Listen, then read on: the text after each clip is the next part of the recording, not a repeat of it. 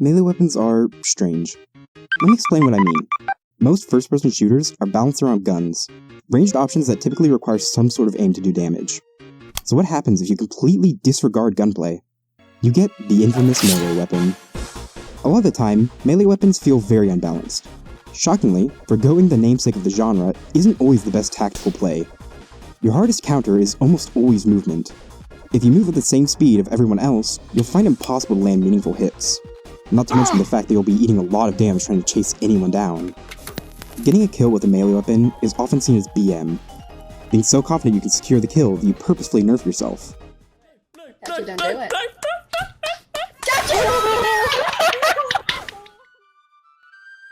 Okay, I know why you're here.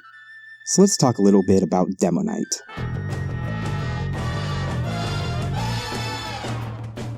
Everyone knows demoknight. Charge in, get heads, charge out. Well, sometimes.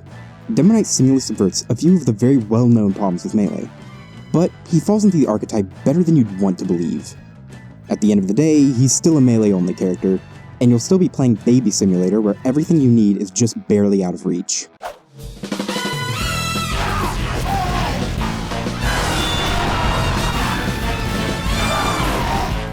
Every class has their counters, but demoknight seems to hoard them like Pokemon cards. Let's start with a few classes he has a favorable matchup to. That's only a third of the classes in the game, and all three are countered much more efficiently by other classes. You will almost never encounter a good spy. Good spies are always deep in their role, and almost every class is much better at spy checking. The only classes that can struggle into spy are Sniper, NG, Medic, and Heavy, so demoknight's matchup is barely an upside. Now, Medic and Sniper are some good counters to have.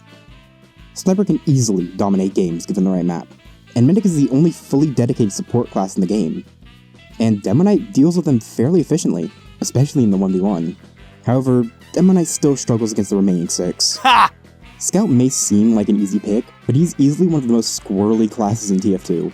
The only way you can even match his move speed is with the booties and max heads on the Islander. Soldier and Demo are very slow, making them easy to catch up to. Oh wait, they can blast jump. Demoknight can trimp to maybe catch up, but rocket jumping will always be more efficient. Not to mention how explosion damage essentially neuters demoknight. You don't get the luxury of knockback resistance, so one rocket or pill and you've already lost the matchup. Still, good positioning can score you some picks. However, the next 3 don't give you the same luxury. If you see any of them, you may as well requeue. Let's start with the Texas Tormentor, Engineer, or more specifically, what's normally sat right next to every NG. Sentry guns have scarce counters, unless you're a god like Solarlight. All you can really do is hope your teammates make a little room for you to work, or else you'll end up sitting in the backline all match. Next, let's take a look at the Flaming Fiend, Pyro.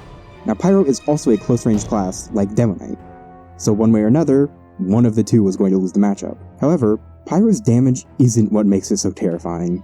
That has to go to everyone's favorite mechanic, Air Blast. He misses every air blast 3 times. Since he had a little bit of overheal starting the fight, the medic wasn't even on him. He gets to get a 4th chance, and he face takes the rocket and air blast it. And I am like, this is the most bullshit thing in the entire world. He one-tapped me. This is fucking ridiculous. Much like Soldier and Demo, Air Blast throws off your movement and kills your momentum. However, Air Blast is so consistent and easy to spam, the only pyros you can even land a hit on tend to have a combined 10 hours. Time to end things here with the big-bellied beast, Heavy Weapons Guy. This will be easy to explain. Heavy is big, Heavy has a lot of health, Heavy does even more damage. Fighting against Heavy is like David versus Goliath, but if Goliath was a 30-hour free-to-play. Basically, if Heavy can see you, then good luck. Okay, yes, demoknight gets countered a lot. What does that even have to do with the premise of the video? Because you know that title wasn't really about demoknight. Everyone knows and loves him. No. This video is really about the best subclass in TF2. Yep, I got you. All this talk about melee weapons and demoknight was just set dressing for the real star of the show. Hybridknight is just like demoknight, but you can actually play if a third of the classes show up. Now, before I start glazing this subclass, let's address the Scottish elephant in the room. The booties are a very important part of demoknight. They allow him to keep up with some of the more slippery classes, while also giving him greater health and charge and kill to escape with. Not to mention the turn rate. All of these are amazing upsides and are invaluable to demoknight. But this is a grenade launcher. Yeah, if you play like demoknight, you might struggle a little more, but the booties don't do quite as much as you think. First of all, the speed boost is nice and it helps you follow up on a kill. But demoknight already struggles to actually drop most classes if your combo doesn't do enough damage. The health is a bigger problem, as losing 25 health is quite a lot. Look at the gunslinger. It gives 25 health and makes Battle Engie an actual side grade to stock. Kinda.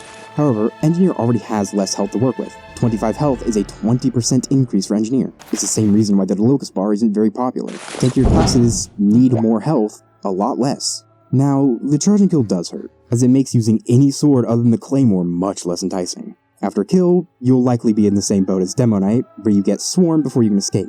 However, the charge and kill from the booties can give you an out in most situations, allowing you to make a swift exit with your new charge. Okay, most of that was still glazing, but I just can't help it. Hybridknight in most situations is just better demoknight. You get the damage resistance, the incredible mobility, all without the hard counters. One moment you can hard dive the backline, and the next you're blowing up hordes of enemy gamers.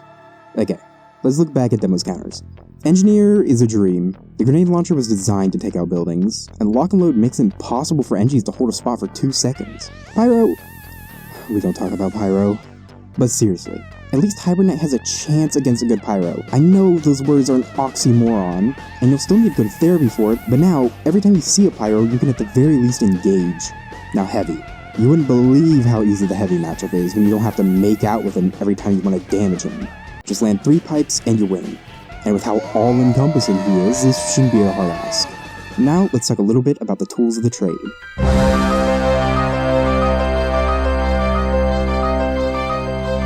Your loadout as hybridknight shouldn't be too much of a challenge since most options are built for full knight anyway. Let's start with your choice of primary. Stock and the Iron Bomber are basically identical, so which one you use is mostly down to preference. The lock and load is a good choice if the enemy team has a little bit too much mobility, or if you accidentally load to 1,000 numbers. The loose cannon has one of the highest potential for shenanigans of any launcher, but that's a little outside my expertise. Try it out if you want to pull off some insane BS. Now, shields are a bit harder to pick from. The resistances of the charge and targe seem very enticing, but I don't find them helping very often. Still a solid choice if you're struggling against the explosive classes. The Splendid Screen's damage just makes the one-shot combo a little easier, but otherwise, it's not my first choice. Oh, the Tide Turner. Just look how beautiful it is. The extra turn rate turns your charge from a one-shot, one-trick to one of the most fun movement tools in the game. Tripping lives and dies by this shield. And if I'm not running it, I'm not having fun. Melees are basically in 2 camps. The demoknight melees, and the demoman melees. Stock is stock. It's consistent, it gets you kills, yada yada. Everyone knows. The Pain Train is underwhelming, and I don't think it's worth your time on hybridknight. The Skull Cutter is an odd weapon. The damage is very nice, and it's much better on hybrid than demoknight. However, it lacks a sustain that hybridknight desperately needs. The Claymore, however you say it, is probably your best option, since the charge on kill makes up for one of your greatest weaknesses. The half-zat is basically the Claymore, but with health instead of charge. The Stain is a Stain, but the honor mechanic can be a bit troublesome if not managed properly, and every time I run it, I completely forget I have it. Now for the off-picks. The Eyelander. It's busted on demoknight, but on hybridknight it struggles to keep up. Extra health and speed is always amazing, but it has no sustain, and starting on 150 health is terrifying. This makes you die to a quickscope, to almost every rifle, throwing off one of your best matchups. The Prism Persuader is made for demoknight. It chews through your ammo, which is already a scarce resource. Never use this on hybridknight. And finally, the Ulapul Cable. This is clearly hybrid and demoknight's best melee option. I implore you to run it in every game you play from now on. Let's finally blow up the world.